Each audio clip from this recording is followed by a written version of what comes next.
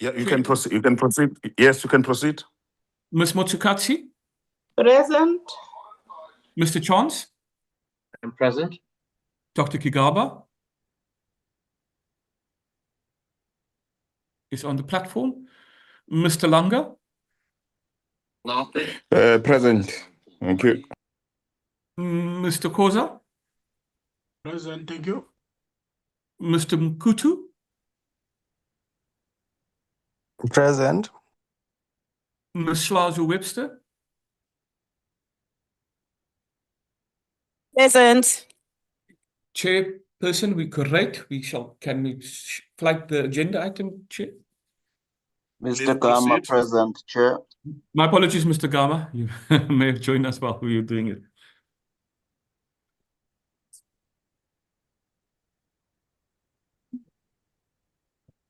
Chair, we have the agenda. We need to move it. Chair? Yes, can we get a mover and seconder for the agenda? I move to adopt the agenda. Thank you very much. I second, Chair. Thank you very much. Thank you very much. The agenda has been adopted. Are there any apologies? Chair, I have not received any apologies at this stage, Chair. I'll verify and I'll confirm if any apologies come through the meeting, Chair. Thank you very much. We can then proceed. Plans and budget allocations. And today, Somebody's mic is on. Yes, Chair. Mr. Chance. Yes, yes, sir. Yes, good morning, Chair, and good morning to everyone on the platform. Chair, I'm not sure if the Secretariat did receive my apology because I'm in transit, so I'm likely to be in and out of the meeting, Chair. Thank you. Okay, we will note that. Thank you very much. Chair, shall we proceed, okay? Yes, let's proceed. Chair, we'll flag the report, Chair, and we'll take the committee through the report, Chair, and also the inputs we received from the ANC and the Democratic Alliance regarding the report. If you just make it a bit bigger, Sekwanda. Yeah, Chair, this is the report of the Portfolio Committee on Trade Industry and Competition on Budget Vote 39, dated hopefully today. Chair, one is the introductory remarks. We'll include that. It just highlights the constitutional mandate of the committee, the purpose of the report, which I would assume members would have read, and it aligns the 1.4 outline the content of the report. We go down, Sekwanda. Point 2, identify the policy priorities for the 2026-27 financial year. It relates to the State of the Nation's address, which highlights specific priorities relevant to the DTIC, which are captured A, B, C, and D. Our members would have gone through that. And these priorities are in the context of a modernized and comprehensive industrial policy that aims to drive economic growth, which is set to be finalized in the 25-26 financial year. 2.2 deals with the medium-term development plan, and 2.3 deals with the Sustainable Development Goals as captured in the report, Chair. Then 22.4... Sorry, Andre, I did raise my hand. Oh, my apologies, didn't see that, Mr. Chance. Yeah. Yes, if you just get a couple of paragraphs, in my email to you on Monday, I did insert some other points. If you just go back. Sorry, Member Chance, how do you insert? Sorry, Member Chance, just 1 second. The document that yeah. Okay, if I may, Chair. Yes, then you just wait. Member Chance, how do you insert points in the statements that are policy statements, trying to alter them? Because I don't know what those points are saying. Because what is being read? Just 1 second. What is being read now, it's policy statement is articulated in government, right? So I don't assume that there's anything that needs to be changed there or to be otherwise, because we make changes on the substantive issues, not on the policy statement that is being restated, because that's what the team is saying now, unless I'm not understanding you. Andre, can you please explain to me, and then you'll come back, Member Chance, to you. Chair, when we submitted the report, we asked members to comment, so or input on the report. So, Mr. Chance had input, but I don't think we captured all. Mr. Chance can speak to the substance of his input, Chair, and we can determine whether it's appropriate or not, Chair. Okay, Member Chance, over to you. All right, so I'm just going to the edited document. Sorry,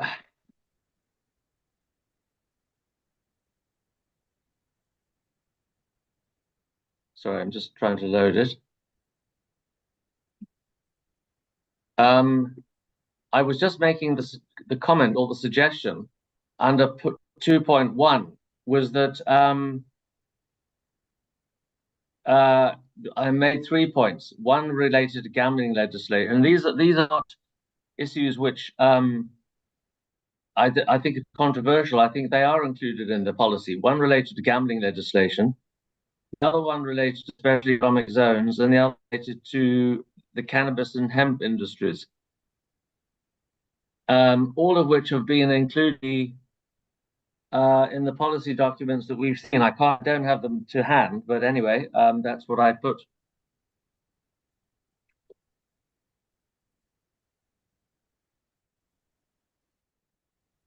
Chair, if I may, Chair.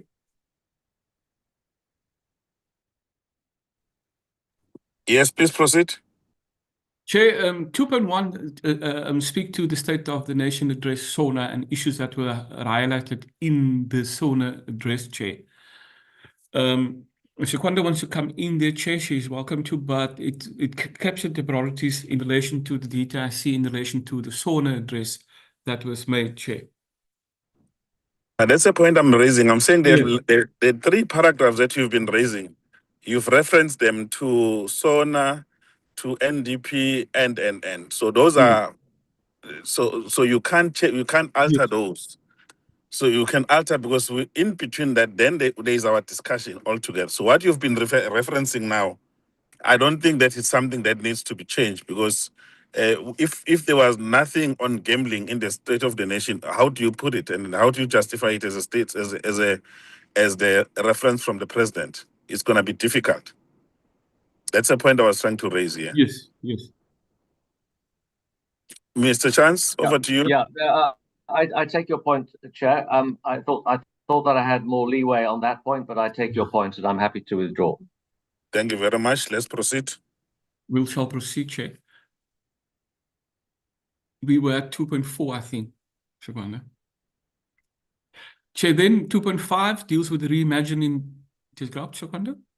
industrial strategy and the South African Development Community Industrial Strategy. It speaks to that, 2.5. Then 3 deals with the annual performance plan and budget of the department, and it highlights the purpose, leading economic development policy formulation and planning, facilitating access to sustainable economic activity. It should be a catalyst for economic transformation and development, and provision of a predictable, competitive, equitable, and socially responsible environment for investment, enterprise, and trade for economic citizens. D, contributing to achieving government's vision of an adaptive and restructured economy. Go down. And for the period, and the data says identify the following impact goals over the 2025-2030 period: industrialization and economic transformation, job creation and youth employment, inclusive growth and transformation, social inclusion and economic empowerment. These programs, the list of the entities reporting to the DTICs, the DFIs, the regulatory entities, the key performance indicators for 2027 financial year, and each program has outlined its activities. Program 1, administration. Go down. Program 2, trade. Program 2 is to promote and support foreign direct investment. That's investment in special industrial development. Program 4, deals with sectors, which is the third largest DTIC program in terms of budget allocation. Program 5, regulatory environment regulations, is aiming to develop and implementing a coherent regulatory environment. Go down. Program 6 deals with incentives, which is responsible for stimulating and facilitating the development of sustainable and competitive enterprises. Program 7, exports, is aimed at increasing export capacity and supporting direct investment flows through targeted strategies, among others. Then Program 8 deals with transformation and competition, is focusing on developing and implementing policy interventions that promote transformation and competition, and it outlined 8 targets. Program 9, research, is to undertake economic research that contributes to the development of economic strategies and guide economic policy narratives. And then 3.2 gives the analysis of for the period 2026 and over the MTF period, as indicated in Figure 2. Then Table 1 deals with the medium-term budget allocation by program, and 3.2.1 deals with the program analysis as prepared by our researcher. DTIC budget allocation by program, highlighted in Figure 3. Table 2 deals with the budget allocation. 3.2.2 deals with economic classification, which include the compensation of employees and other matters. There is economic classification by go up, Sequanda. No, you're missing me every time. Budget allocation by economic classification is outlined in Table 3. Then 3.2.2.1 DTIC deals with transfers, because significant share of its budgets are allocated is transferred to its entities, public corporation and public enterprises. Transfers to entities, Table 4 deals directly with transfers to entities.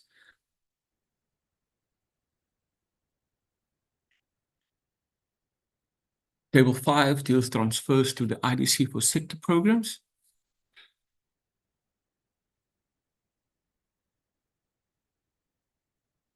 It transfers to foreign governments, international organizations.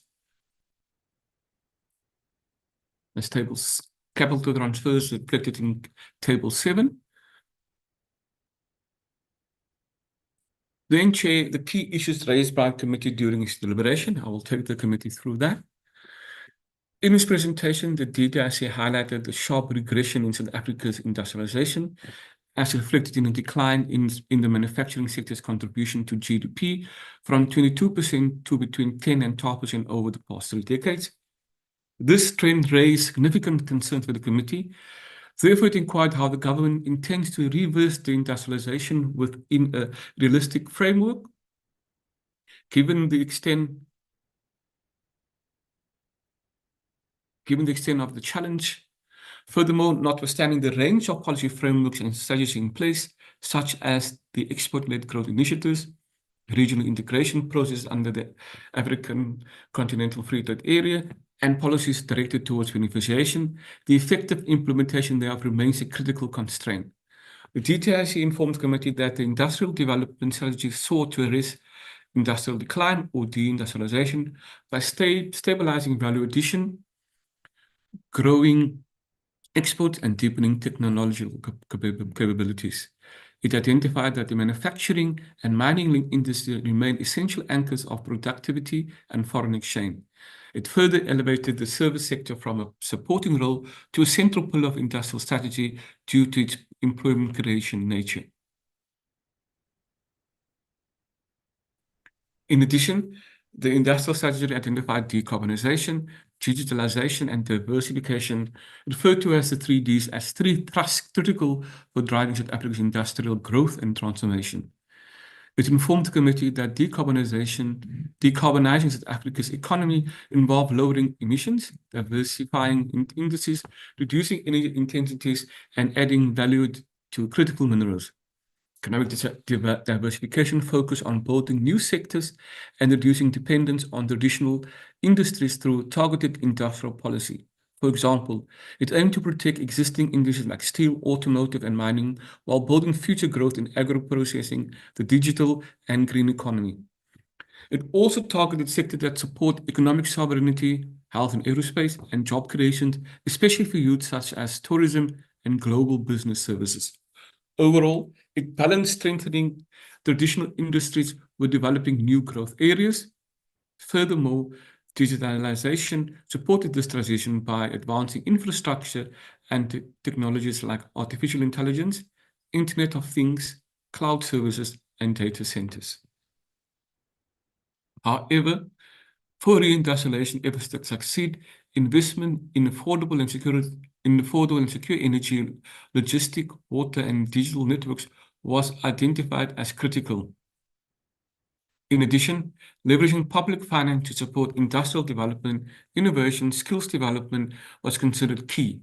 Lastly, public-private partnerships and localization strategies were identified as critical in efforts to arrest the decline in manufacturing in support of the priority sectors. Notwithstanding the commitments to address structural challenges for beneficiation, South Africa continues to primarily export raw materials with low levels of domestic value addition, thus missing a key industrial opportunity. Sorry, Andre, we need to read paragraph by paragraph and allow members to comment if there's any comment. We just can't read the whole document. The other ones were principal issues, so that's why we allowed you to proceed. If you've done with the paragraph, allow me to call to ask for members if there's any comment. No problem, Chair. Okay. Are there any comments on the first paragraph, colleagues? If there's none, you can proceed. Thanks, Chair. Notwithstanding commitments to address structural challenges for beneficiation, South Africa continues to primarily export raw materials with low levels of domestic value addition, thus missing a key industrial opportunity. The committee therefore sought an update on the plans to develop and implement a beneficiation index to monitor changes in value addition within key sectors such as EV battery manufacturing and on the timeline for the launch of such an index. In response to the question raised by the committee regarding the South Africa's continued reliance on export of unprocessed minerals, the department stated that it recognized the committee's concern and concurred that South Africa's ongoing dependence on exporting predominantly unprocessed minerals reflected a lost opportunity for industrial development. Tackling this structural challenge remained a key priority within the government's wider industrial strategy. The department further indicated that it commenced the development of a minerals beneficiation index as a central instrument for monitoring and informing policy. This index was intended to establish a consistent, evidence-driven measure of South Africa's progressions along the value chain, from primary extraction through the intermediate and advanced processing across priority sectors, including emerging industries such as electric vehicle, battery materials, and components. The department informed the committee that development of the Mineral Beneficiation Index was incorporated into the department priorities for the 2026-27 annual performance plan, and progress to date included the formulation of a conceptual framework and an initial methodology approach which aims to differentiate between primary, semi-processed, and fully beneficiated products, monitor shifts over time in the composition of export and domestic production, integrate indicators of local value addition, including depth of processing, localization of inputs, and participation in higher value segments of global value chains, and ensure alignment with international statistical classifications while incorporating South Africa's specific industrial policy priorities. The department emphasized that the beneficiation index was not designed to operate in isolation, but rather as one component within a broader set of policy instruments to guide targeted interventions, assess the impact of current measures, and shape future policy aimed at strengthening domestic value addition. The department further undertook to furnish the committee with a comprehensive update once the methodology had been finalized and the initial baseline results had been established.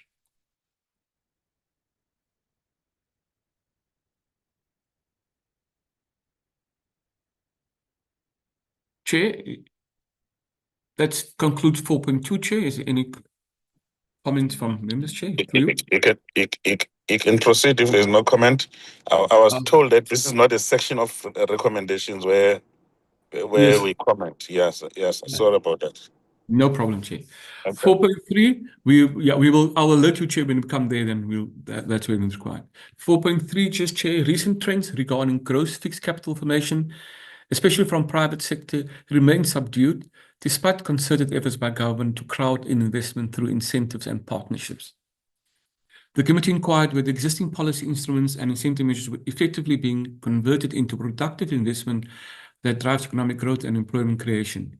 Furthermore, it sought clarity on whether there were emerging signs of recovery. In addition, it inquired what steps were being considered to promote greater private sector confidence and fix investment. The department informed the committee that in the 2025-26 financial year, incentives administered through the incentive branch approved projects that projected investments of over 331 billion that would be generated over the next 2 to 5 years.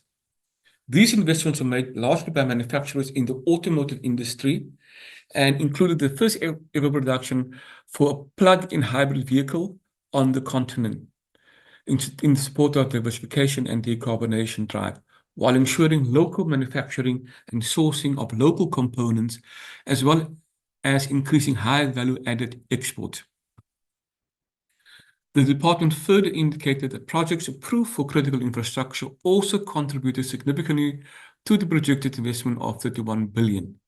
These investments were expected to be generated for the construction of bulk infrastructure, such as road, water, energy, and sewage, which would benefit not only the projects, but also the community at large, thereby contributing towards economic development. The department stated projects that received disbursement in the manufacturing sector and those funded for critical infrastructure in 2025 financial year reported the creation of over 6,000 new jobs. Regarding industrial strategy and investment trends, the department informed the committee that gross fixed capital formation had remained constrained. However, there were emerging signs of recovery, particularly in energy, infrastructure, and mining-linked investment supported through recent policy reforms and improved project pipelines. The government was strengthening the conversions of incentives into bankable projects through Invest SA facilitation, SEZs, and blended finance for DFIs. Measures to boost private sector confidence included regulatory reforms, policy certainty, including BBBEE, and accelerated infrastructure programs. These interventions are aimed at crowding in private investments, unlocking fixed capital formation, and driving inclusive growth and job creation. Policy and political uncertainty, such as policy related to BBBE compliance and land reform without compensation, could create an impediment to investment. The committee inquired how government sought to address these concerns while balancing its transformation objectives with the need to create a stable, predictable, and investment-conducive environment that would attract private sector capital. The department informed the committee that the BBBE policy was anchored in South African Constitution, which called for redress of economic injustice suffered by Black people during apartheid. The policy had been legislated since 2023, in line with South Africa being a country governed by the rule of law, and as such, there could be a basis for BBBE to be associated with policy and political uncertainty. Monitoring of policy by the BBBE Commission since the entity was established 10 years ago show increased levels of compliance with the BBBE legislation by domestic and foreign companies, with increased numbers representing themselves to be measured for BBBE rating, although more effort was required to sustain and improve compliance levels. The department noted that BBBE legislation had built-in flexibilities, for example, to provide for certain exemptions for micro-enterprises and multinationals. The latter complied via the equity equivalent program, where they are unable to dilute shareholding. Investors recognized the benefits of an inclusive economy, and there was no research empirical evidence establishing a causal link between BBBE and deterrence of investment. On the contrary, the department highlighted that the recent paper by German researchers published in the Journal of Comparative Economics identify positive effects of BBBEE in terms of turnover, profits, and productivity, especially for large JSE-listed firms. This study was by Boese-Vogel on the impact of Black economic empowerment on the performance of listed firms in South Africa. It's a reference to the research published. To increase the benefits of BBBEE, the authors propose that the policy should be further adapted to reduce the cost of compliance and focus on areas that enhance structural change in South African companies, like skills development.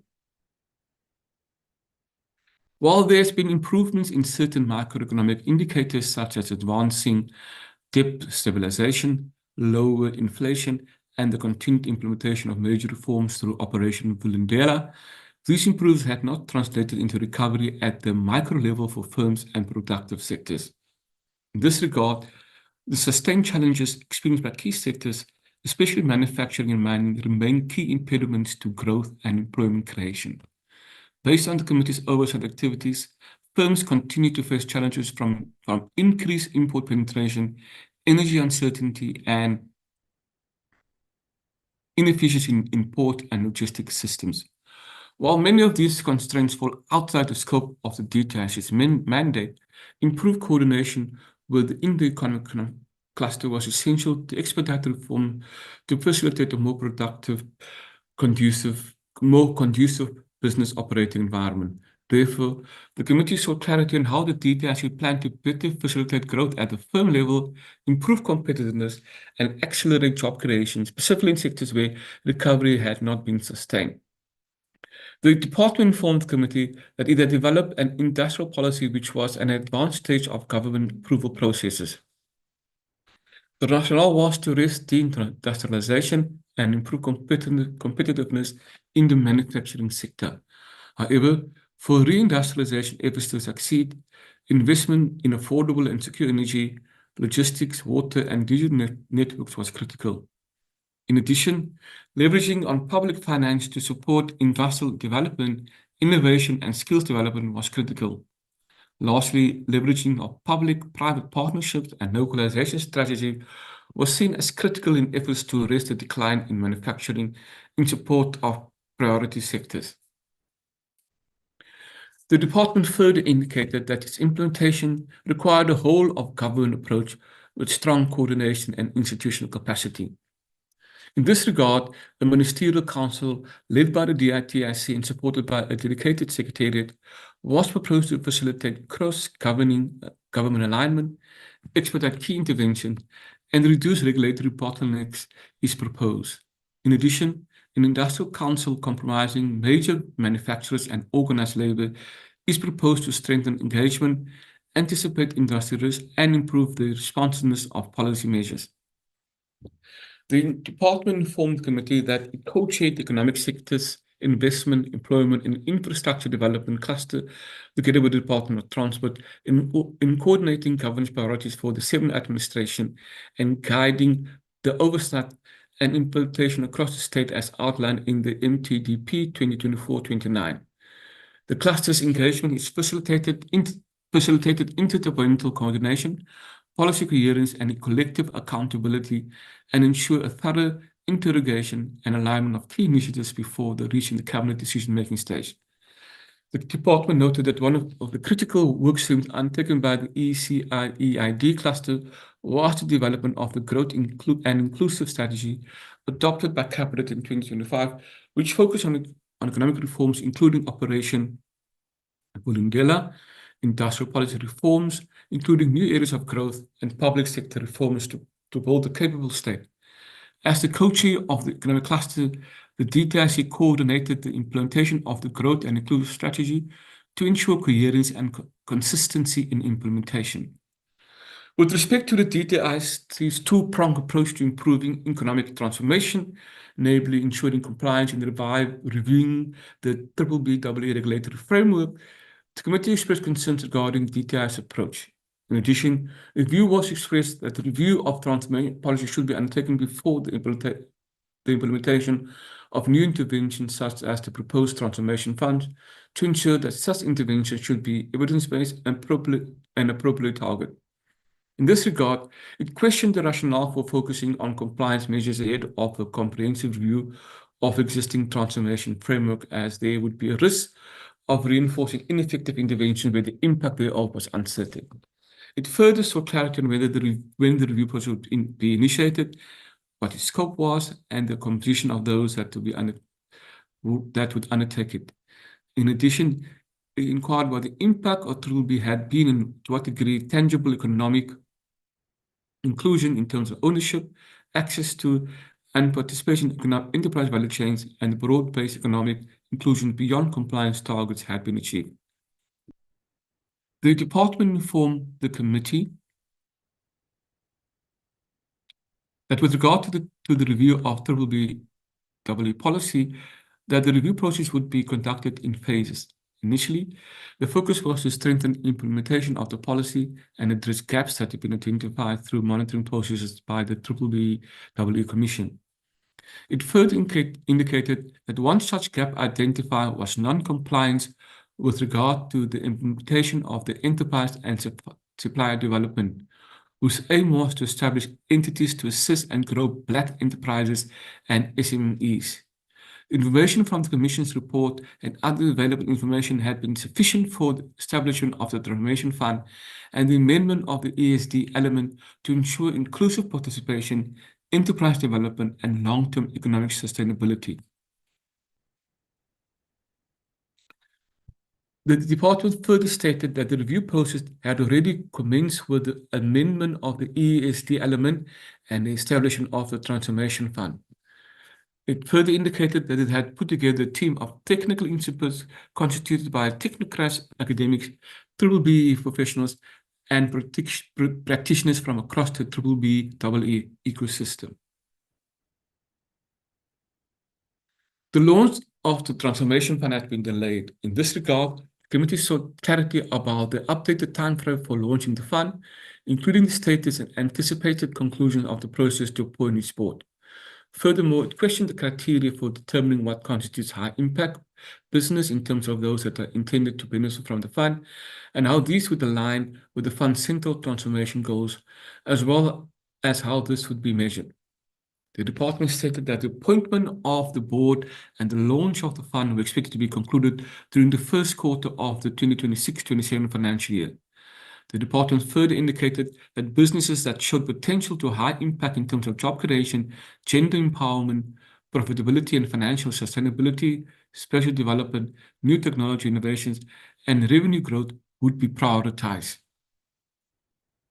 There appeared to be a contradiction in the requirements for companies to qualify under the revised BBB codes, with reference to 100% Black-owned enterprises within the procurement and supply chain, while other policy instruments like the Transformation Fund referred to majority Black ownership. Therefore, the committee sought clarity on how these two different thresholds were to be reconciled in practice, and whether the government planned to prioritize wholly Black-owned businesses or take a more expansive approach of majority Black ownership. In addition, it requested clarity on how this delineation would be operationalized to maintain policy coherence, provide certainty for industries, and ensure alignment with the overarching transformation goal.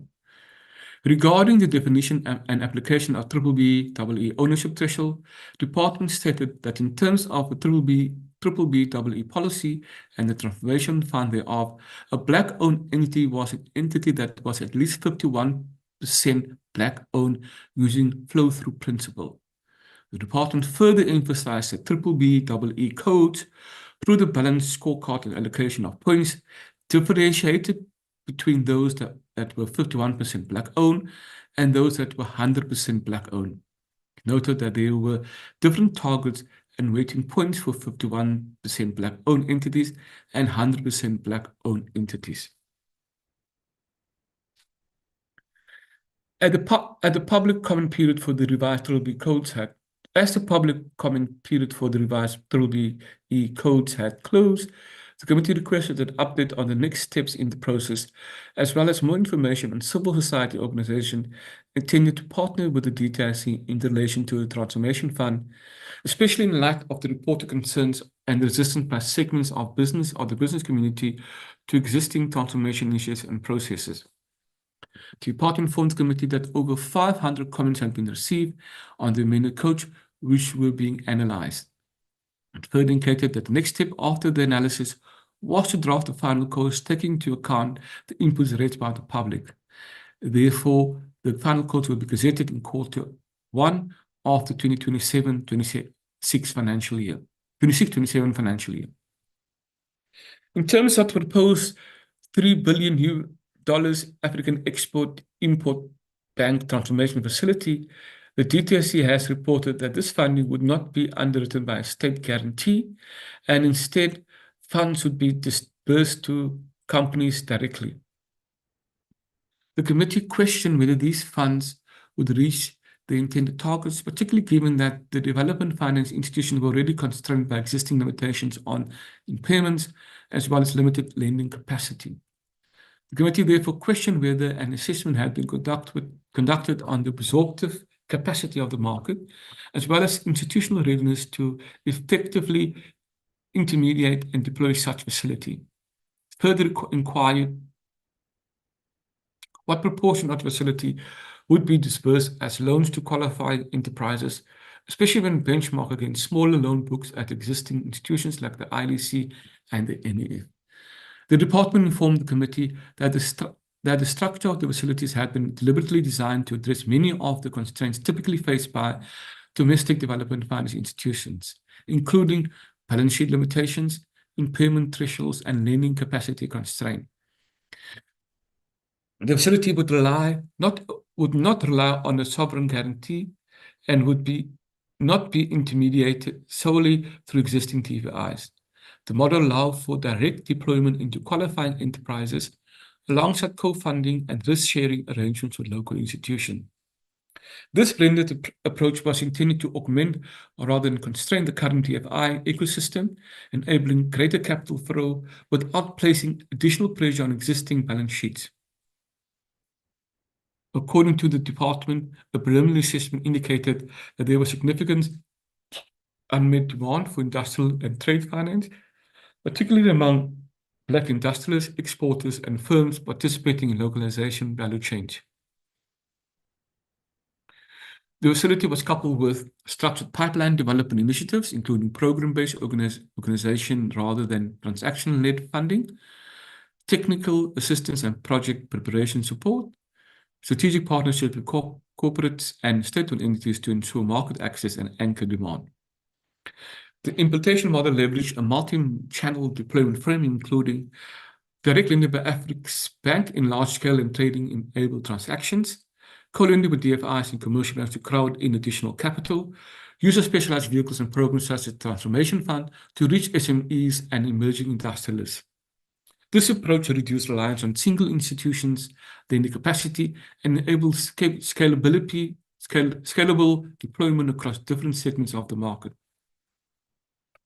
The department stated that the facility was primarily structured as a debt instrument, and the majority of the $3 billion was therefore expected to be deployed as loans or trade finance instruments.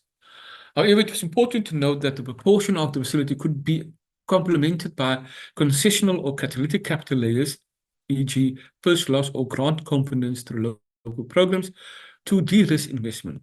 Therefore, effective deployment should be measured not only against nominal size of existing DFI loan books, but against the combined and leveraged impact of co-financing arrangements. Thus, the department did not envisage material impairments arising from the fund. Accordingly, the Transformation Fund would use a blended finance approach to reduce credit reliance, to minimize over-reliance on debt for Black-owned SMEs. There will be also an active portfolio management, including a sector-focused approach with real-time monitoring, telemetry, and active portfolio management. In March 26, the 6th African Investment Conference was held in Sandton. The conference secured 415 billion in investment pledges from 81 private sector investors. The committee questioned the validity and credibility and feasibility of some investment pledges, with specific reference to a large-scale call center development plan in Mhlanga. In this regard, it sought clarity on the due diligence process that government undertakes to assess such investment commitments, particularly where the intended investment entity has limited operational history. In addition, it requested further information on the background of the company in question, the nature of the scale of the proposed investment, and the safeguards in place to ensure that such pledges are credible, deliverable, and in line with national investment priorities. In responding to the questions raised by the committee, the department indicated that the project, known as the Islambla Hills Tech, was more than a call center, but a hub for information technology and AI-driven industries and logistics. The department further indicated that the development has been officially launched on the 30th of March 2026 in partnership with the KwaZulu-Natal government and identified partners, including international technology firms and financial institutions. The department further stated that the project promoters had completed the required DTIC announcement templates and had provided the requisite support information, including signed declaration. The Department of Communication and Digital Technologies had recently released its artificial policy intelligence document. The committee inquired whether DTIC had conducted deeper assessment of the impact of AI on business processing outsourcing, the broader service sector, and the work of the DTIC's group, especially where AI could displace labor. In addition, it inquired whether the DTIC considered the need to develop a more proactive and forward-looking policy response to the anticipated disruption posed by AI technologies, especially in sectors where employment would be vulnerable to automation. It further sought clarity on how the DTIC seeks to support local-based service industry, such as PPO sector, to remain competitive, and whether any measures have been considered to mitigate possible job losses while positioning the economy to deploy new technologies. The department informed the committee that the GBS sector master plan had identified risks from emerging technologies and was driving a shift from basic to more complex and highly complex work, supported by incentives, collaboration, training, education, and infrastructure. It further noted that the current CBS incentive framework already reward complex and high complex jobs. In the third quarter of the 2024-25 financial year, the department had completed an incentive review study which had made recommendation how it could improve its support package, which also focused on AI. One of the recommendations in relation to AI was to include secondary objectives, one of them being enabling a more complex CBS offering, which was in line with the CBS master plan goal of supporting the creation of more complex jobs. According to the department, these jobs were less susceptible to possible risks associated with AI. This revised incentive had not been launched due to limited funding. The department reported that through a memorandum of agreement between the DTIC, Business Process Enable South Africa, and Harumbi, a study titled White Paper on AI Impact on GBS had been published this year. This document was aimed at providing knowledge and tools to the sector to better understand and respond to the threats posed by AI and to take advantage of opportunities it brings. The department highlighted that AI was also expected to augment rather than only displace jobs, but one of the findings indicated that 170 million new jobs will be created globally by 2030, with technology skills in AI, big data, and cybersecurity experiencing rapid growth and presenting areas of opportunities for South Africa. The department further indicated that the current GBS incentives focus on offshore services delivery, enabling both international firms and domestic operators to expand its offshore markets while growing the local capabilities. In primary objectives were to create youth employment and attract foreign revenue in the economy. In respect of implementation of Public Procurement Act, the DTIC plays a role in designations and localization requirements. In this regard, the committee require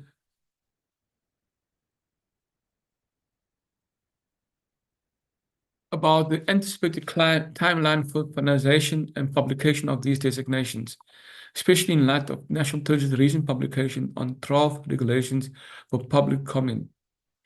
further requested a progress report on how the DTIC intends to harmonize localization objectives with the broader public procurement framework.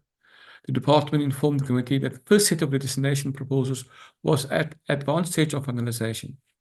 Consultations with key stakeholders, including the industry, original equipment manufacturers, organized labor, National Treasury, South African Bureau of Standards, and Province African were ongoing to refine existing designations in line with requirements of the Public Procurement Act 24. The review was expected to be completed by the end of May 2026. The gazetting and publication of the updated designation program will be aligned with the effective date of the Act and was anticipated to occur shortly thereafter, likely within the second quarter of the financial year. The department further indicated that the DTIC had made measurable progress in aligning localization objectives with the broader public procurement framework. The Public Procurement Act 2024 provided a strengthened legislative basis to position localization as a strategic instrument to support industrial development. In this regard, the department was working closely with National Treasury and other relevant stakeholders to ensure that localization measures, including designated sectors and minimum local content thresholds, were effectively incorporated into the evolving procurement regulatory framework. This work included contributions to the development of regulations, practice notes, instructions, and guidelines to ensure that localization requirements were appropriately integrated across the procurement value chain, including procurement planning, tender bid specification, bid evaluation of contract management.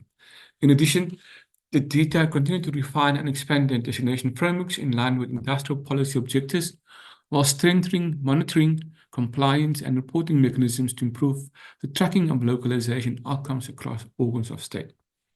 The department was also implementing capacity building initiatives to support procuring institutions in the application of localization requirements, ensuring alignment with the principle of fairness, transparency, and competitiveness and cost effectiveness. These combined interventions were aimed at ensuring that localization was effectively harmonized with the new public procurement regime in a manner that supports inclusive economic growth, industrialization, and job creation, while safeguarding the integrity and efficiency of the public procurement system. In February 2026, the committee engaged the film and television industry regarding delays and lack of progress in processing outstanding claims from the film and television production centers. This implementation failure created potential risk to investment opportunities. The committee therefore sought clarity on the immediate practical measures being considered by the DTIC to honor these unpaid commitments under the incentive, and when it intended to reconstitute the adjudication committee. In addition, it requested a progress report on the engagement with National Treasury on other or complementary mechanisms, including the potential use of tax-based incentives to support growth and sustainability in the sector. The department informed the committee, indicated that it had continued to honor the payment of outstanding claims, supported by ongoing and direct communication with claimants to facilitate the submission of any outstanding documentation and to ensure more seamless processing of claims. In addition, the department had ring-fenced funding with its existing allocation to progressively settle all approved claims. A structured payment schedule was being finalized with the aim of providing greater certainty and predictability for industry stakeholders. The adjudication committee was expected to resume its function in the third quarter of 2026. In preparation for this, the department was compiling a comprehensive database of projects that had commenced and were fully funded in line with program guidelines. This exercise was intended to determine the scale of additional funding requirements and to support informed planning and resource allocation. Furthermore, the Office of the Acting Deputy Director General remained in continuous engagement with the National Treasury regarding the potential introduction of a tax-based incentive mechanism. At the same time, the IDC was finalizing a cost-based benefit analysis model focused on supporting local production. The department indicated that both approaches had been presented to industry stakeholders for input. A follow-up engagement had been agreed upon, so in which the industry would present its own proposed model to the Department for Construction as part of a collaborative effort to strengthen support for the sector. The department further indicated that they remain committed to maintaining transparent communication and to implementing measures that would enhance the effectiveness, sustainability, and competitiveness of the film and television industry. The price preference system and export tax continue to coexist within the metals and recycling sector, which might create unintended market distortions by transferring economic value away from recyclers to mini-mill producers. The committee therefore sought clarity on whether there were any ongoing engagement between DTIC and National Treasury with respect to a review and rationalization of these policy instruments. It further inquired whether consideration had been given for a more balanced and integrated framework for the recycling sector and downstream producers, while ensuring that the broader objectives related to localization, inclusive industrial development, and fair market functioning are not compromised. The department noted the committee's concerns regarding the simultaneous application of the price preference system and export tax within the metals and recycling sector, as well as the potential for unintended distortions along the value chain. The department was of the view that the underlying policy rationale for both instruments remained sound. The PPS had been introduced to ensure domestic scrap metal was accessible to local processors at prices that enhanced downstream manufacturing competitiveness, while the export tax served to further deter the export of unprocessed scrap and promote local beneficiation. Collectively, these measures had supported the sustainability of minimal production capacity, safeguarded employment in downstream steel production, and advanced localization objectives. However, the department acknowledged that the combined application of these instruments might, under certain market conditions, lead to a redistribution of economic value away from recyclers, with potential consequences for scrap collections incentives, sector sustainability, and upstream participation, particularly among small and emerging enterprises. To this end, the department was in the final stages of two key policy reviews: preferencing price system and the recalibration of the PPS discount to reduce market distortion and support industrialization, and by elevation of the impact of the ferrous scrap export tax on the steel value chain since its inception. These interventions and the subsequent implementation would better align incentives, support inclusive participation, and maintain fair market functioning while safeguarding localization and industrial development objectives. The department further indicated that it would report back to the committee once this process has been concluded.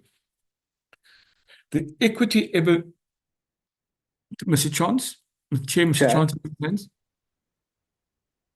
Thank you, Andre. Chair, I just want to ask, if I may, if Andre looked at my comment. I can't remember whether in the committee or some other channel we raised the issue of the Competition Commission investigation into the mini mills for price fixing. Andre? That was on my email that I sent you on Monday. I don't know whether you had a chance to look at it. We had to look at it, Chair, but Mr. Chance, I can't recall discussing it with the team. But can we proceed and maybe we'll pick it up at the end of the process if that's in order? Yeah, just if you could just have a look at the minutes of the meeting, the relevant meetings. I know that it's something that Mr. Mdluli and I have been following ourselves, but I can't remember whether we actually raised it in committee. But if we did, it's an important factor because the mini mills have basically been accused of price fixing, and now the Competition Commission is investigating. Mr. Johnson, just to make clear, it's fine. It's fine. Can you proceed? Then we'll come back to that point. Just note it somewhere. Okay. Yeah. The Equity Equivalent Investment Program for multinational companies allowed multinationals to achieve BBBE points for ownership by investing in local Black-owned businesses, skills development, and research. The committee sought clarity on whether there were any plans for the expansion of equity equivalent provisions to all sectors, and if so, the projected timeline for such an expansion. It further inquired about the necessity for the multinational firms to undergo a case-by-case application process, proposing that where the relevant criteria were met, consideration be given to a more streamlined or automated qualification framework. It also sought clarity on the rationale for the current management approach and whether any reforms were being considered to improve efficiency, reduce administrative burden, and improve the attractiveness of Africa as a competitive investment destination. The department informed the committee that the EEIP was open to all qualifying multinationals across all sectors. It was a standard criterion that the multinationals must adhere to, however each case was assessed on its own merit. The department further indicated, as part of the review, it will consider how to improve and strengthen the application process, implementing and monitoring of the EEIPs. Given the recent reported decisions by the Department of Forestry, Fisheries and Environment to decline an application related to electricity transmission infrastructure for the Messina-Mikado SEZ, the viability of the SEZ could be at risk as it is relying on energy-dependent industrial activity. In this regard, the committee sought clarity on whether the DTIC had been engaging with the DFFE to reassess or reconfigure the development model for the Messina-Mikado SEZ. It further inquired whether consideration had been given to align the project with more environmentally sustainable industrial approaches in line with the evolving policy landscape and the DTIC's broader inclusivity and sustainable objectives for the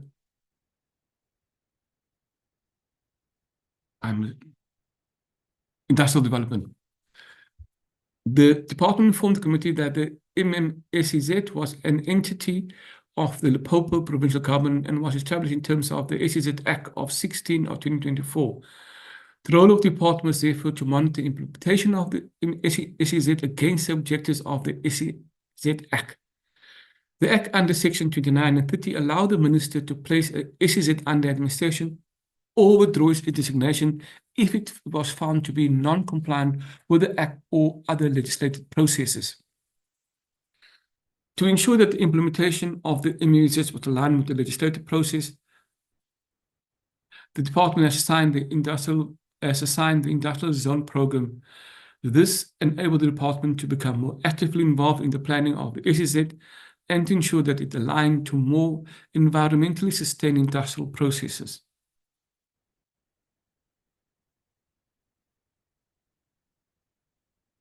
The department further indicated that it was actively participating in provincial steering committee, which was chaired by the head of the department for the Limpopo Department of Economic Development, Environment and Tourism. Various departments such as the Department of Forestry and Fisheries and Environment, Department of Water and Sanitation, and ESCOM participated in this platform, which enabled the department to engage with these stakeholders and ensure alignment. Arising from the committee's recent oversight engagement with stakeholders in the automotive and broader manufacturing sector, the committee raised concerns about the rising importation of completed built-up units, largely from China. Such trends were perceived to be to disrupt domestic manufacturing value chains, weakening efforts at localization, and place pressure on current levels of industrial capacity and employment. Furthermore, stakeholders raised concerns about the long-term business case for investment in South Africa's automotive manufacturing, as reduced demand and production volumes were being negatively affected by rising cheap imports of CBUs and changing global trends. This concern was exacerbated by the competition with in-original equipment manufacturers, the retention of or expansion of domestic capital investment. In addition, while reference were made to further amendments to the automotive production development program, including the ad valorem duty adjustment, there was no indication of comprehensive reforms. The committee therefore inquired about the DTIC's intention to comprehensively review the APDP to ensure a more effective response to challenges such as import competition, localization constraints, and changing global markets, and how it intended to incorporate industry views as part of any policy proposal to ensure viability and competitiveness of the sector and minimize job losses. Furthermore, the committee questioned whether there was any specific policy response to managing CBUs and what these would entail. The department informed the committee that it was reviewing a comprehensive automotive policy framework, which included the SAAM and the automotive APDP. As part of this process and informed by engagement with industry stakeholders and APDP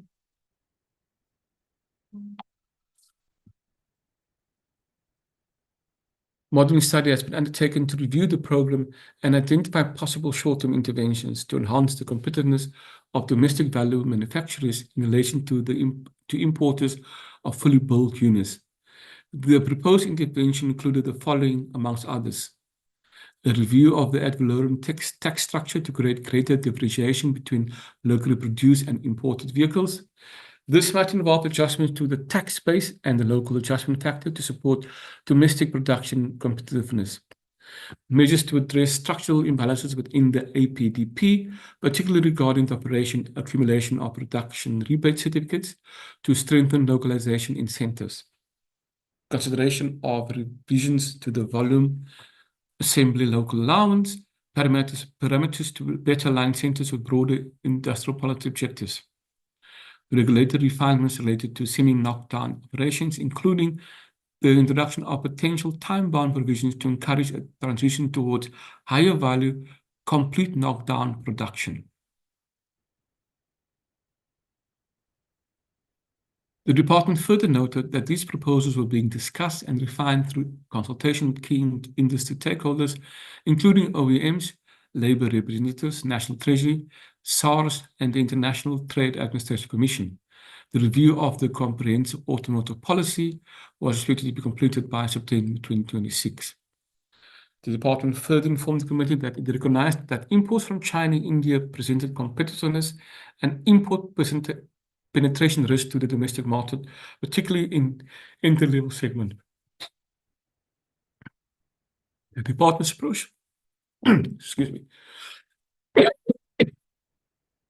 The DTI's approach was to address this through evidence-based interventions such as the recent APDP modeling by TIPS and WTO compliant measures.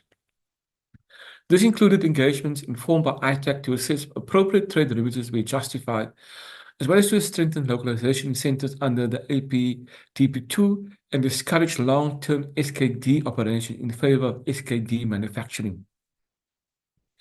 The department stated that these measures were complemented by market development and investment attraction efforts to expand local production capacity rather than relying on blanket import restrictions. There was a need not only to attract new investment, but also to preserve existing investments and employment within the manufacturing base.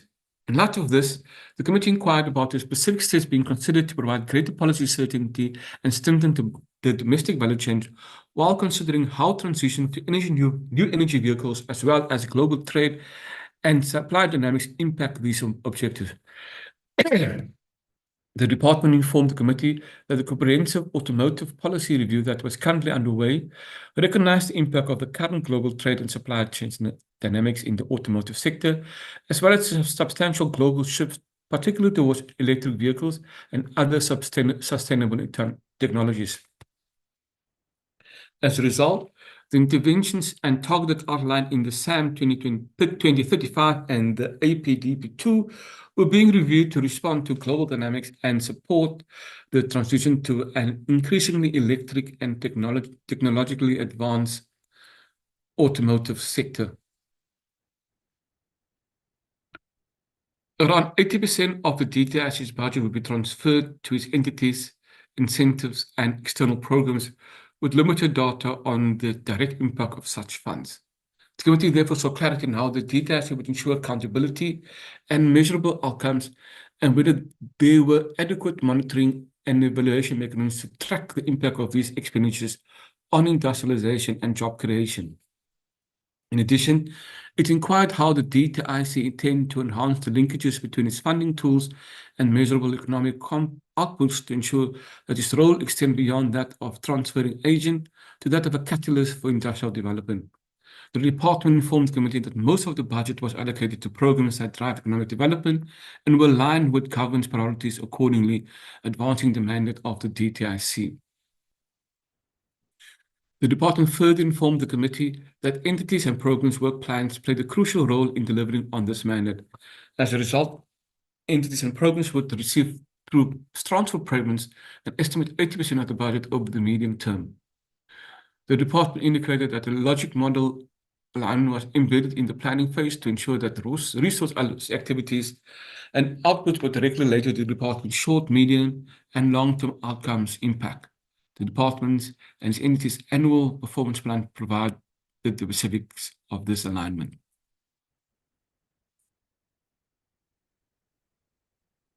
In addition, the department further indicated that quarterly performance reporting by entities to the department was integrated into the oversight monitoring processes, and programs performance was a component of quarterly performance reporting by the corresponding branches.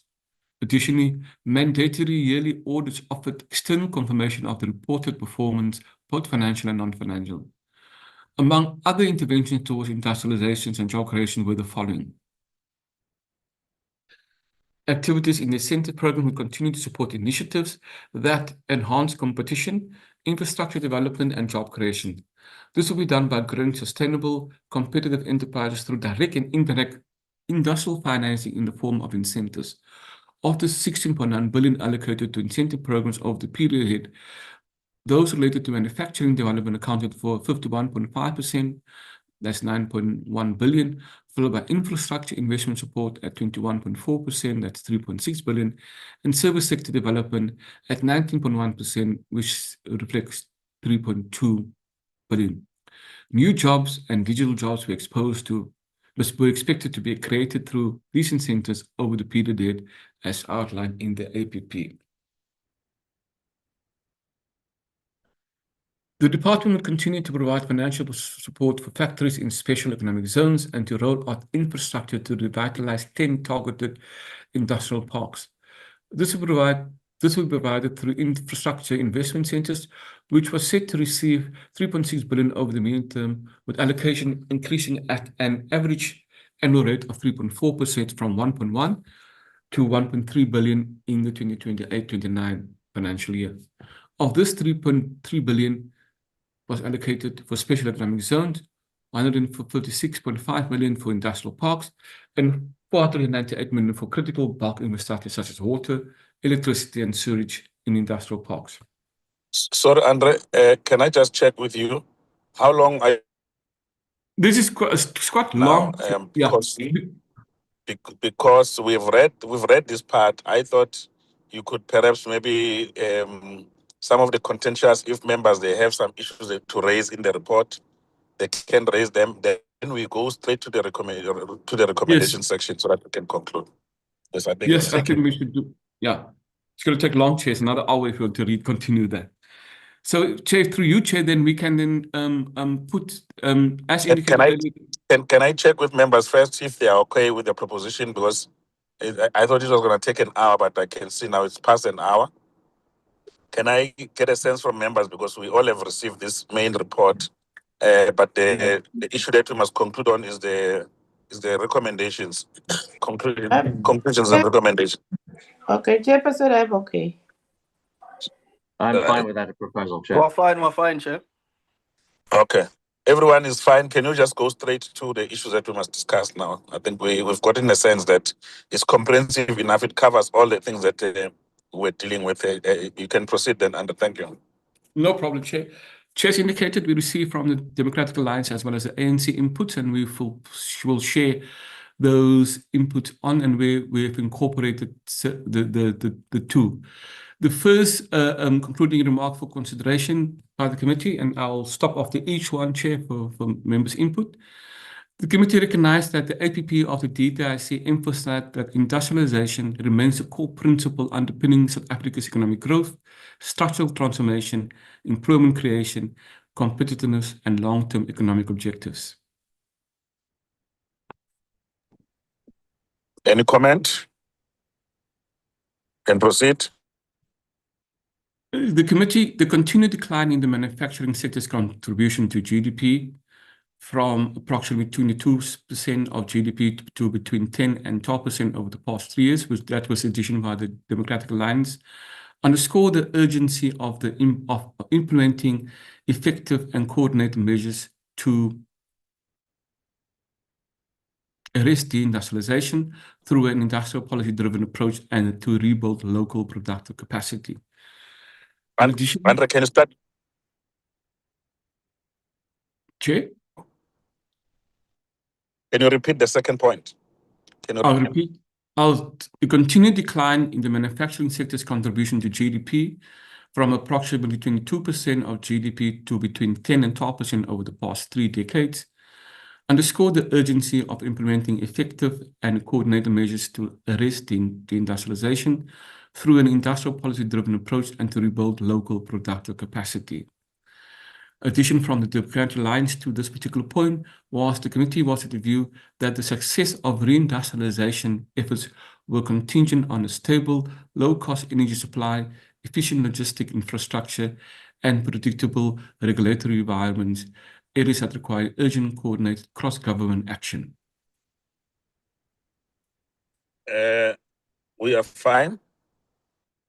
Are there any comments? Let's say you can proceed. No.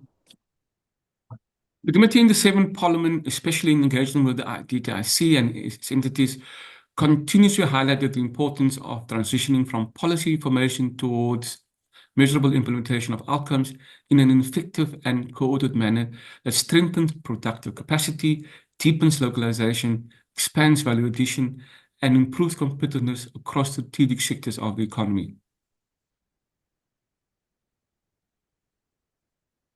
No, that's fine. No comment. The committee also recognized that sustainable industrial growth required policy certainty, reliable energy supply, efficient logistic infrastructure, and reduced red tape, as well as balancing the protection and revitalization of existing industries with the development of new industries linked to digitalization, decarbonization, beneficiation, advanced manufacturing, and regional trade integration. It's almost a repeat of what the DA has Yeah. added with some few additions. Yeah. So if we can just manage those things because we've agreed in principle. Yeah, we will do so. Yeah, I think maybe merge paragraphs 3 and 4.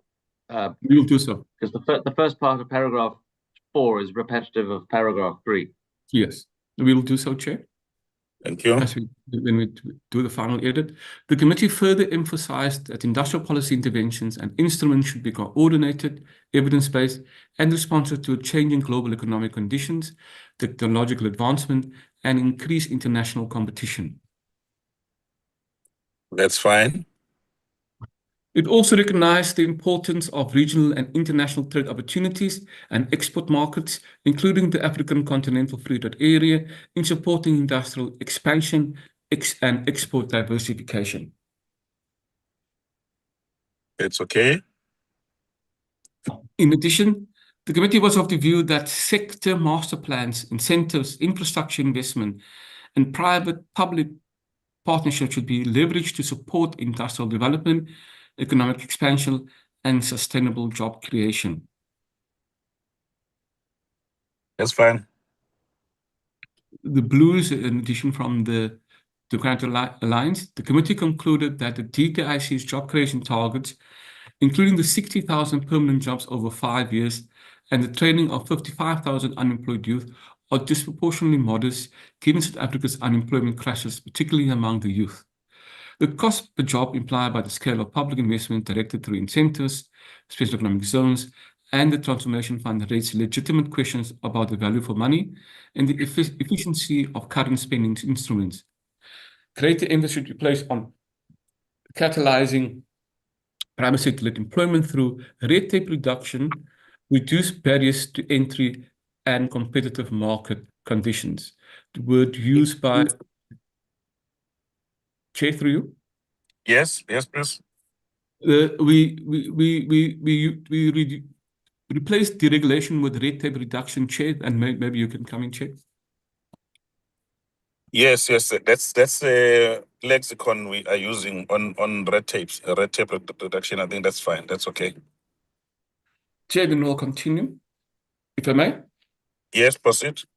The committee is concerned that the annual performance plan does not sufficiently link budget allocation to measurable economic outcomes such as job creation, increased productive capacity, and export growth. with approximately 82% of the DTIC's 11.7 billion being transferred to entities, incentives, and external programs. Inadequate monitoring and evaluation mechanisms undermine Parliament's ability to exercise meaningful oversight and assess the return on public investment. Is that 0.9? Yes, correct, Chair. Yeah, there is. We just need to just read it again. There's something there that I'm picking up. The committee is concerned that the APP does not sufficiently link budget allocations to measurable economic outcomes such as job creation, increased productive capacity, and export growth. With approximately 80% of the DTIC's 11.7 billion targeted budget transfer to entities, incentives, and external programs, inadequate monitoring and evaluation mechanisms undermine Parliament's ability to exercise meaningful oversight and assess the return on public investment. Yeah, I don't think the formulation is correct because we have a full oversight of the entities at any given time. We call them, so it's just I don't think the formulation is correct. We'll just have to redraft that and correct it. It just doesn't sound right. So can I just maybe highlight? Sorry? Mr. Chance, Chair? Yes, Member Chance? Just a quick comment. The purpose of this paragraph was to link the AP objectives with measurable outcomes. That's really the point that we're trying to make here. We can remove the sentence and just retain the first sentence. Okay, can we read the first sentence, Andre? The committee is concerned that the APP does not sufficiently link budget allocation to measurable economic outcomes such as job creation, increased productive capacity, and export growth.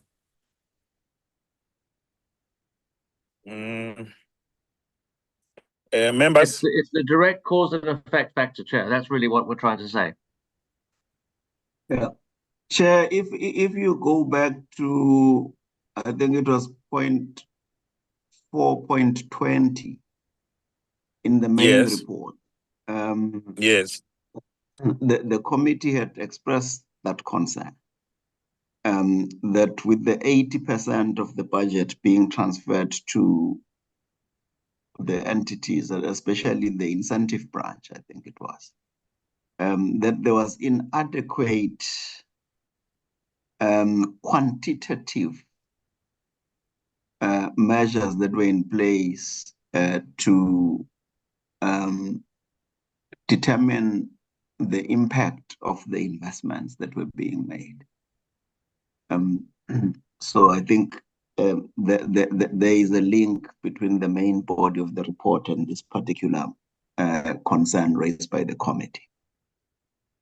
Yeah, but let's propose the reformulation because remember it was a point of discussion in the meeting. We discussed it and there were different views, and I think that the body of the report captures it. But here we are making recommendations now firmly because we have to align the report with the reality because the point I'm trying to raise, Member Gama, is that notwithstanding that issue, the fact is that the entities, all of them without exception, we have a full oversight over those entities, unless, because for me, we are casting aspersion to ourselves.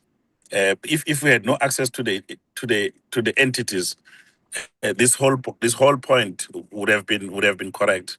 So that's why I'm asking that let's just reformulate it so that it would maintain the intention, because otherwise it will be as if we're not doing our oversight role over the entities. I think that's the point I'm trying to raise. Any other members? Okay, now I agree, Chair, but I got the distinct impression that the answers that the department had given over the concerns of the committee were not fully accepted by the committee, and hence this recommendation. That's my.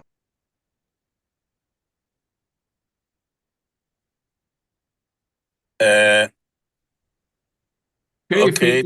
If we reword it and maybe then we'll come back and then maybe we'll see if there's consensus around the point, Chair. If that's okay. Let's come back. Let's come back to it. Okay. Okay. Point 10, each major spending instrument, including incentive programs, the Transformation Fund, and the SEZ, should clearly carry clearly defined employment outcome targets with quarterly reporting to Parliament. Where cost per jobs ratios are high, the DTIC should demonstrate either the strategic rationale or plan to improve efficiencies, with priority given to interventions that leverage private sector co-investment and carry the greatest employment multiplier effect. Chair. There's input from the Democratic Alliance. Any comments?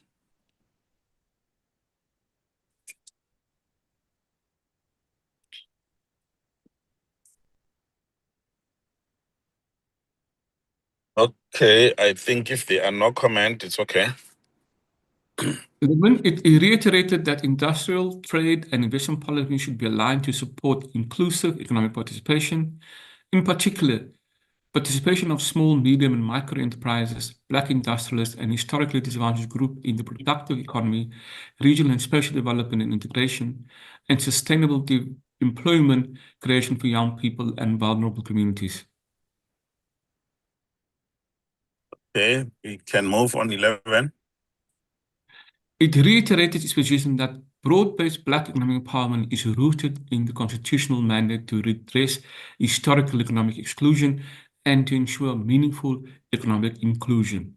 It further recognized the DTIC's efforts to enhance transformation, including the review of enterprise supply development mechanisms, the proposed transformation, and the alignment of these objectives with industrial policy and investment strategies. Can proceed if there's no comment. Then input from the DA. The committee concludes that the policy uncertainty, particularly regarding the implementation and scope of economic transformation legislation, continues to act as a deterrent to both domestic and foreign private sector investment. While transformation remains a constitutional and legislative imperative, the absence of a completed evidence-based review of existing frameworks prior to the introduction of new instruments such as the Transformation Fund creates a risk of entrenching effective interventions. Investment confidence requires not only policy intent, but demonstrable policy coherence, consistency, and the rule of law. Chair? Yeah, I think that's can you just read it again? Because I think there's something fundamentally flawed about this point. The committee concludes that policy uncertainty, particularly regarding the implementation and scope of economic transformation legislation, continues to act as a deterrent to both domestic and foreign private sector investment. While transformation remains a constitutional and legislative imperative, the absence of completed evidence-based review of the existing framework prior to introduction of new instruments such as Transformation Fund creates a risk of entrenching ineffective interventions. Investment confidence requires not only policy intent, but demonstrable policy coherence, consistency, and the rule of law. This is in relation to BBBEE legislation. I think over time, Member Chance, we've obstinate on this point on second guessing transformation. I think this is exactly the same thing that we are trying to do here. I don't think that the formulation is correct. We have to rework it because we can never downplay the issues of transformation and sort to say it's a stumbling block to bring investment and I don't think that's correct. Over to you, Member Chance. Can I just chip in, Chair? Yes. Yes. If you recall, the committee has adopted a report indicating that the department must review of BEE. Now, not everybody sure what that review will look like. We don't know what the outcome of the review will be. But what this paragraph is saying is that is that before the introduction of new BE codes and so on, which affect things like the Transformation Fund, the review should happen first, because otherwise what you're doing is risking implementing further policies which have not proved to be effective in the past. That's the purpose of this paragraph. No, but that's not the meaning, Member Chance. We know it. It's got this undertone. If you want to say that, if you want to say if there's a review, well, you want to talk about. Yeah. Yeah, let's go on. Yeah, let's say what we want to say. Let's not try and undercoat things, because this is direct. It means that it says that transformation inhibits those issues that you are raising, including investment and so on. And that's correct. That's not correct. Could I suggest, Chair, that we revise the paragraph to say that the committee urges the department to accelerate the independent investigation or impact assessment of BE regulations to further refine the policies in future, something to that effect. But what is? Can I ask you what is wrong with BE legislation as it currently sits? Is there anything that specifically you've identified? Well, no, it's not just me. It's that there are indications from the market. There's been a lot of opposition to the new codes, for example, as we heard on our oversight visit and as we heard from people like BLSA. So all I'm really saying is that the calls have come from the committee as well as from business that the BE framework needs to be reviewed. That's I'm just repeating a fact. I mean, if it were to be reviewed, some of us believe that there's not enough BE doing the rounds. There are people who think that's that the point I'm making, Mr. Gama, is that yeah. I'm not preempting the outcome of that review. No, what I'm saying is that the Member Chance, all that I'm saying is that that's a different matter altogether. Was this point basically says that BE, as it currently sits, it prohibits it prohibits investment and so I'm saying that's not correct. That's the point I'm trying to raise here. Well, you may say it's not correct, but you may be wrong, because that's the purpose of the investigation. That's the purpose of the independent investigation, to establish whether that is in fact true. Member Gama? I think Mr. Chance must reformulate this so that we can see what he wants to be heard to be saying. But as it's currently formulated, it can't be the committee's view. Can I make a suggestion then, Mr. Gama and Mr. Yeah, my hand is up. Okay, Member Mgudu, let's allow other people to come in. No, Chair, I think I agree with Member Gama that the formulation as it stands makes insinuations about BE and transformation as an impediment to growth and development. I think that's the insinuation that it is making. And I'm saying I would not imagine that that is what the committee would want to say.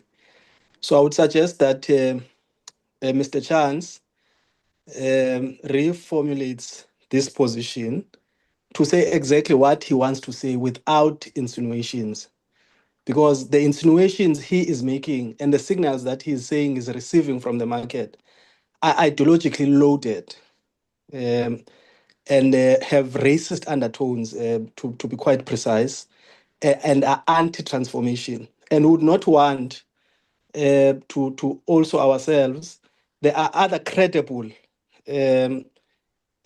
signals that would, from where we're sitting, that would suggest that actually there's not enough BE going around, and you need to further regulate the market and industry in order to drive and to deepen transformation. So I'm saying we could have that ideological debate until Jesus comes, but the point and the fact of the matter is that we must not take signals from the markets as facts and as cut and stones, because they are ideologically driven, because they want to sustain their accumulation and surplus.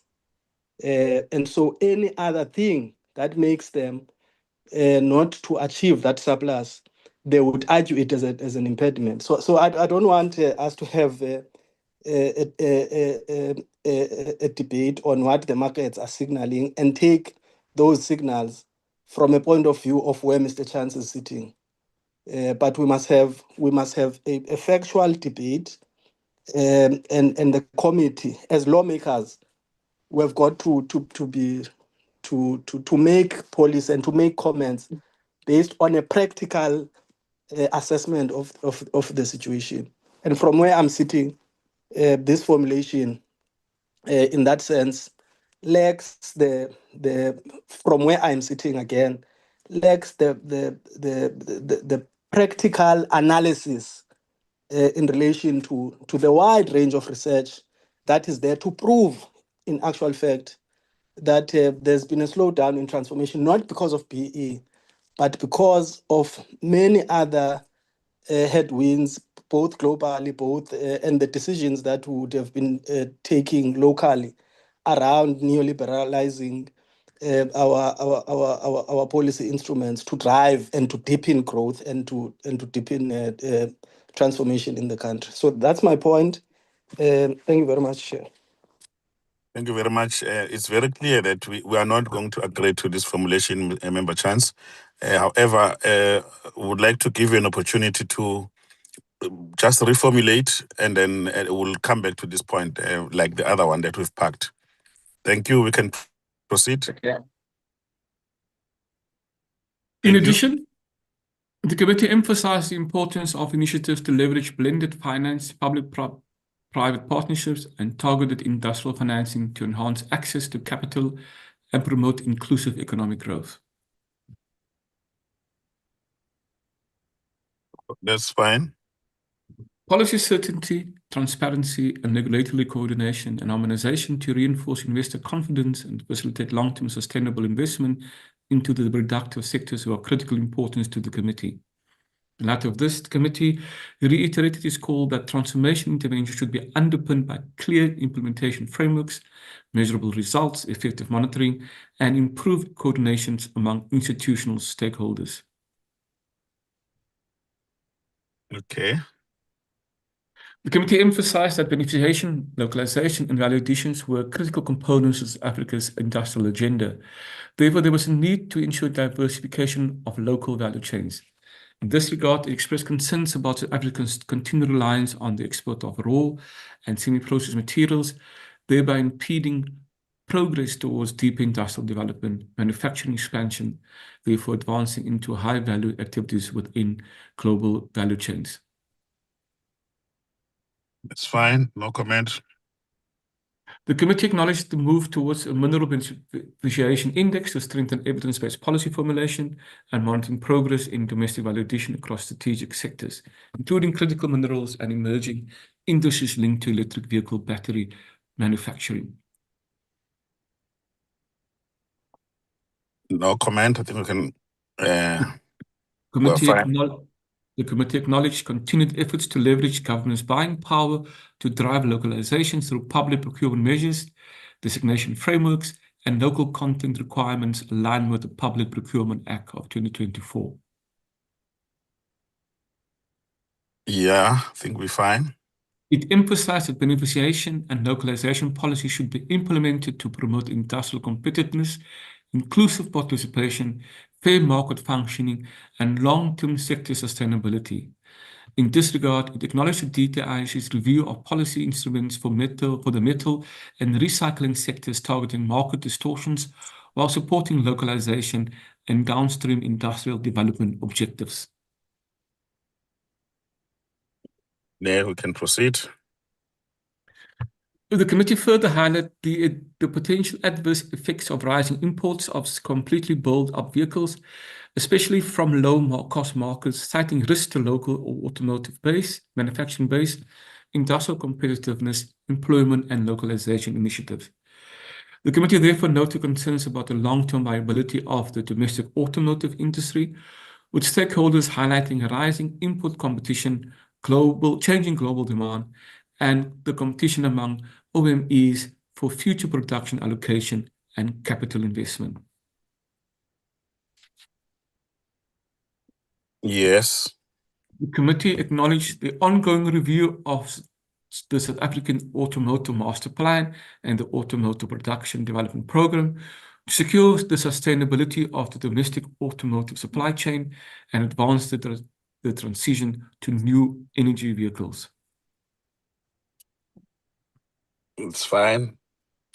With respect to the DTIC and its entities, the committee emphasized the importance of strengthening governance, institutional accountability, and performance management across the DTIC and its entities to ensure effective implementation of industrial policy objectives and improve service delivery outcomes.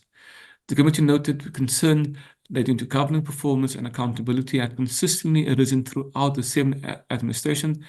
Therefore, there was a need for stronger monitoring and oversight mechanisms. Yeah, and I think this point also covers the other point we're talking about, where we're raising the issue of the 80% transfer and so on, to say we do have the monitoring and we have to emphasize that point amongst ourselves. I think I'm covered with that. Yeah, that's correct, Chair. Because the 24 days basically deal with that particular point here. The committee notes with concern the governance performance deficiencies identified in several DTIC entities, including those operating well below the 80% performance benchmark, the absence of permanent leadership at key entities, and instances of irregular expenditure. The persistent leadership vacancies at the National Gambling Board, National Credit Regulator, National Regulator for Compulsory Identification, the Export Credit Insurance Corporation, and the African Bureau of Standards undermine institutional capacity and service delivery. These governance gaps are incompatible with the DTIC's mandate to create a competitive, well-regulated economic environment. That's fine. Yeah. The committee recognized the efforts by the department to strengthen coordination between planning, budgeting, and implementation and reporting processes, as well as the monitoring of entities through the Entity Oversight Unit and departmental governance structures. However, the committee emphasized the importance of ensuring that governance and accountability mechanisms translate into measurable improvements in institutional performance, implementation efficiency, and service delivery outcomes. In this regard, the committee stressed the need for continuous monitoring, timely corrective interventions, transparent reporting, and strengthening institutional capacity across the DTIC and its entities. Yes. Sorry, Chair? So I'm saying 24 is covered in 23 and as well as point 26. Yeah. We'll consolidate, Chair. Okay. You can proceed. Reaffirming the strategic value of the Industrial Development Corporation, the committee underscores its core function of advancing South Africa's industrial growth, investment, and job creation. It further emphasized the IDC's role in supporting productive investment, expanding industrial capacity, advancing localization, and strengthening strategic sector participation. In this regard, the committee implored that the IDC fulfill its industrial development mandate as explicitly stated in the Industrial Development Corporation Act of 1940 in support of South Africa's developmental and industrial objectives. I think that's well covered. Notwithstanding this, the committee acknowledged the IDC's commitments to align strategic and investment allocations with broader government development policy, development objectives, including infrastructure investment, export growth, transformation, and employment creation. It further noted the planned investment in critical areas such as energy, mining, manufacturing, agro-processing, and tourism, and services as part of its broader developmental objectives. In addition, it also raised concerns regarding persistent allegation of discrimination, long turnaround times for consideration of applications, and the IDC's practices in relation to distressed businesses, noting that if these were not addressed, could impair its credibility and developmental role. In this regard, the committee noted the DTIC's undertaking to strengthen oversight and the establishment of an independent review panel by the IDC board to identify the root causes for these complaints and resolve them. It's well covered. I think that's the end of the concluding remarks, Chair, that was submitted, Chair. Can we, if there's, can we then go to the proposed recommendations that was submitted by the Democratic Alliance, Chair? Please, let's proceed. We also submitted, the ANC also submitted the just read them, read all of them so that we'll comment from each.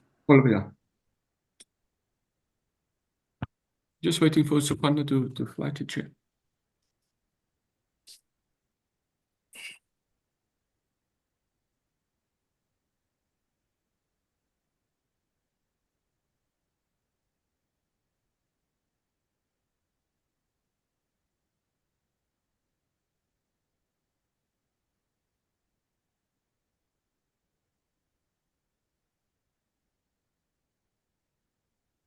These were the recommendations submitted, Chair, and we're going to make this read it to the members. That the minister should ensure that the DTIC revises annual performance plan to include explicit, ambitious, and time-bound job creation targets that are directly linked to specific budget allocation and programs. Chair, the second part of the thingy, we of the view that should be moved to conclusions, Chair, because it's purely administrative in nature. Or okay, is that from member? Is that from Member Chance? Yes, correct, Chair. Member Chance, your comment? Yeah, I'm happy with that, Chair. Okay, but look, I don't agree with the formulation here in the first instance, because we have we need to track progress on these things. We can't be changing the APP all the time, because we've said as a committee, and we gave strategic direction in terms of what are the key issues. I don't know, we can find a way of reformulating this without saying that the APP must change, because we have changed the APP to be what it is today. If you can just help us. Maybe I can suggest it.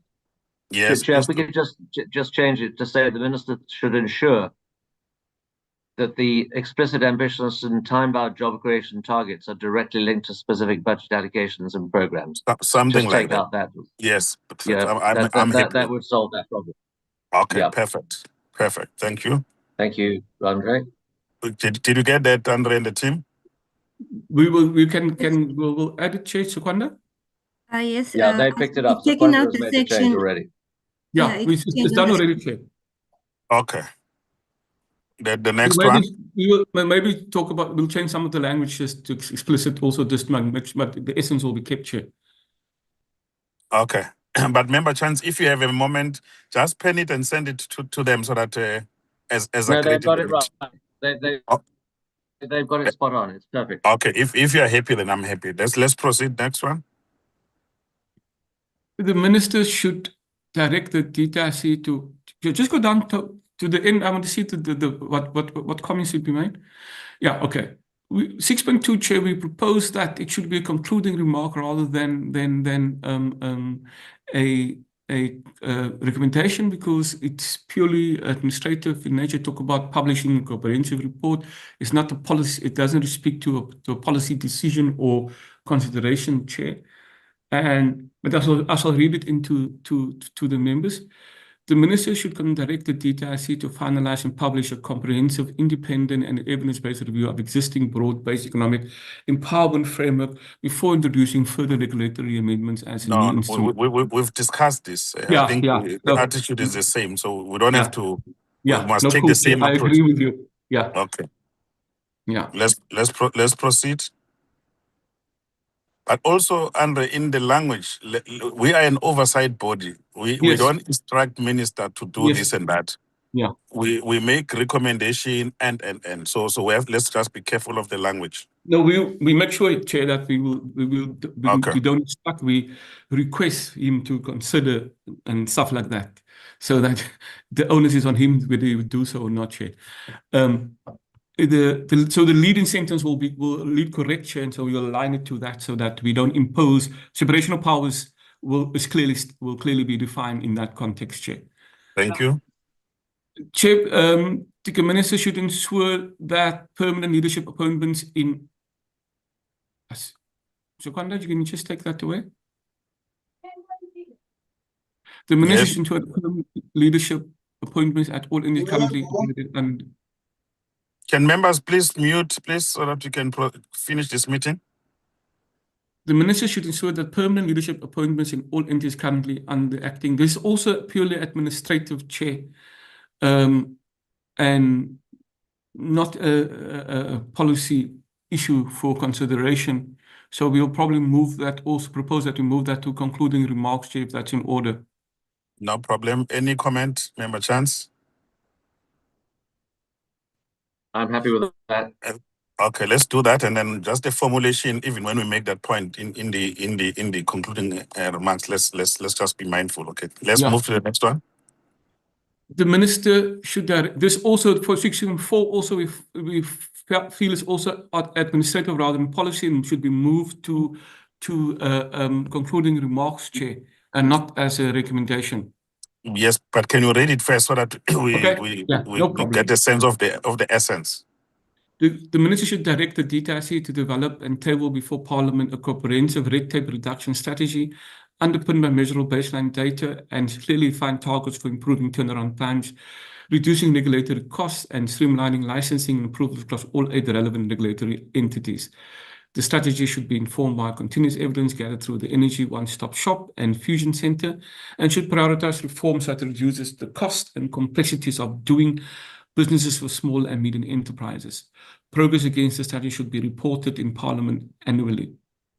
Yeah, that's fine. We can move it to the concluding remarks. That's okay. Last one, the minister should ensure that the DTIC undertakes a thorough and transparent assessment of the absorptive capacity of development funding institution and broader market before deploying the proposed 3 billion African export-import transformation facility. Parliament should be finished with a detailed risk framework, clear disbursement milestones, and an independent impact assessment mechanism for the facility. Given that a significant proportion of the facility is structured as debt, the DTIC must ensure that the lending to small and emerging enterprises is de-risked appropriately to avoid accumulating and non-performing exposure that could undermine the development objectives of the instrument. But did we look into the essence of the agreement between the country and Afro-Exim Bank on this specific point? Because we shouldn't be making our own assumption here. So I would implore that let's look at what is the strategic intent as stated, and probably if we want to criticize it or we want to enrich it, let's be very clear without being prescriptive, because I'm not comfortable with this. Chair, I'll also suggest that so, Mr. Chance, Chair. Yeah, yes, sorry, Chair, if you recall in the meeting we had with the DTIC and IDC last week, they went into quite a lot of detail about this, actually. So I think it is clear. They talked about blended finance and the Afrim-X Bank supporting local DFIs. So we make it simplify it, or if you want to put it into the conclusions, it's also fine. Chair, if you may, Chair. Yes. This was part of the discussions that we had last week. It didn't form part of the broad discussions we had as on the budget vote in the beginning of when we returned in April. Yeah. So let's remove. I would suggest that. Yeah. Yeah. Let's not mix up issues, and then if this point will come in the next round, you'll just have to pack it somewhere, Member Chance. Thank you. Okay. Let's proceed. Chair, those are the conclusions of this matter, Chair. Chair, may I propose, Chair, that that in order for us to make sure that when we adopt the thingy that we have all information in front of us, to allow the Secretariat just to consolidate, Chair, and we return within an hour just to make sure that, and then we adopt with that. Through you, Chair, I'm just proposing that if we can do that. No, I don't think we'll have time because we've got other commitments that we have. We've gone through the points, so we can verify. I think we need to get a move and seconder, and then you've never done things that have not been agreed to a meeting because the meetings are recorded. I don't think that you can be adventurous and do your own things. We've pointed out the issues where we're uncomfortable issues. There's probably 1 or 2 points. The rest, I think we're together. Yeah. Can I just get a comment from members so that we don't waste further time? Chair, if I can just suggest that as per the meeting conclusion, or I will send a paragraph to Andre and copy you on the issue of the BEE impact assessment without making any aspersions or insinuations as per Mr. Nkutu's comment. That's okay. Can I then get a call for a mover and seconder for the adoption of the report? Chairperson, I yes, move the adoption of the report. Thank you very much. I second without any insinuations, Chair. Are there any objections? Well, Chair, I've not seen the what you call it, the amendments that we said should be made. So I reserve my rights, but I'm overall, going along with you somehow. So if I could just say that the DA will adopt the report, but we reserve our rights in terms of the budget speech and the budget that is tabled. Member Chance, stop the politics of parties. We are not there yet. When we arrive there, we have no I don't have problem. the authority to pass the budget. All I'm saying is that I'm happy to support the report. No, we're discussing the report here. The budget, we'll pass it on our own. We talk to all parties in Parliament. We have no problem. We have no crisis of a budget. Where we are, we're dealing with this is our report. Let's you see, like Member Gama says, I just want to say to Member Gama firstly, we have operated with absolute integrity. So there is no way we don't cheat because what do we do tomorrow? Because we want you to trust the things we say in the meeting. So if you agree with the report, it's fine. You agree with the report, and we can assure you that the product we will all verify and we'll never take shortcuts. That's not how we've operated. We've been with you for 2 years now, 2.5 years. So we are very democratic. So that's why we go through these processes. So I'm just giving you comfort. Don't insinuate. So can I take it that we are all fine? Those who want to reserve, they reserve. But this is about this specific report to us. And then as to passing the budget, it becomes a political terrain altogether there in Parliament. There's no issue. If members feel they want to reject the budget, that's okay. There's no problem. We lobby others and we move on. We've been in this line again, so there's no problem. Yeah, we reserve, Chair. That's my final. Thank you. Thank you very much. So with that, the report is duly adopted, subject to the few amendments that are outstanding, which will be incorporated, in particular coming from Member Chance on BE. Is that sufficient, Member Chance? Yes, it is. Thank you very much. So I assume that we are all okay. Thank you. The report is duly adopted. And then please go and clean up. What is the next step, Andrew, from here? Chair, what we will do is we will do the cleanup, and we will, once we do the cleanup and you sign off on the report, Chair, we'll then publish in the ATC. And then our debate is scheduled for the 27th of May, if I'm correct, Chair? 26. Yeah. 26th of May, yeah. Yes. So then once it's published, Chair, once you sign off on it, we will publish, Chair, in the ATC, and then the debate will happen, Chair. So it's just for us to come to fine-tune and consolidate what's been said in the meeting, and then we'll submit it to you, Chair, for your signature. Okay, no problem. So we are good. Thank you very much, members. And then when is our next meeting? Our next meeting is on the 27th of May, Chair. I think for the 2-week period when there is the Mini plenaries, we have not scheduled any meeting because members will be required to attend mini plenaries, Chair, in the mornings. Thank you very much, members. I think I would like to thank all of you for your contribution.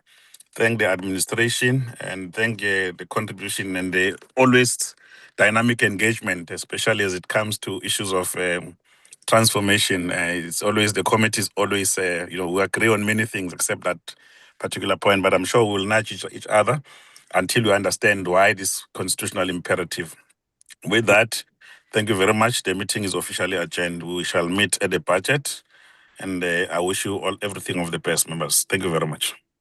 Thank you, Chair. Long live the chair. Thank you, Chair. Thank you, Chair.